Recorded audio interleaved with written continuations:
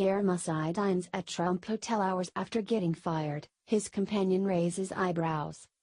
Pictures have emerged which show ousted White House Communications Director Anthony Scare Masai dining at BLT Prime inside President Donald Trump's posh Washington, D.C., hotel mere hours after he was relieved of his position on Monday. This is surprising in and of itself, but it's his companion who is really raising eyebrows. Scare Masai served as Trump's communications director for just 10 days before he was forced to resign on Monday at the request of newly minted Chief of Staff General John Kelly. Considering the events leading up to his dismissal, and that of former Chief of Staff Reince Priebus, his dinner company on Monday evening was unexpected. Scare Masai created a media firestorm over a profanity-laced interview targeting former Chief of Staff Reince Priebus and current White House Chief Strategist Steve Bannon.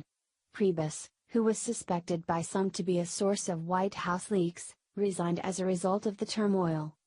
This made Scare Masai's dinner company all the more interesting for many on social media. Source: BizPac Review.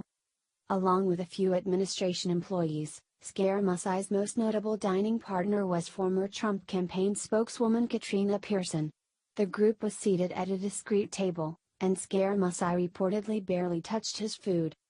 The Last Supper. Scare Masai dines at Trump Hotel's BLT Prime hours after he was ousted from White House.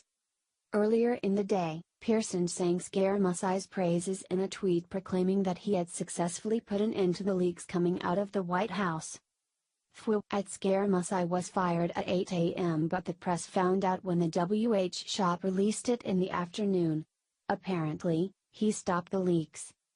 Anthony Scare Masai enjoyed a Last Supper at Donald Trump's namesake hotel in Washington, D.C., on Monday after getting axed as the president's chief spokesman just 10 days after he was hired.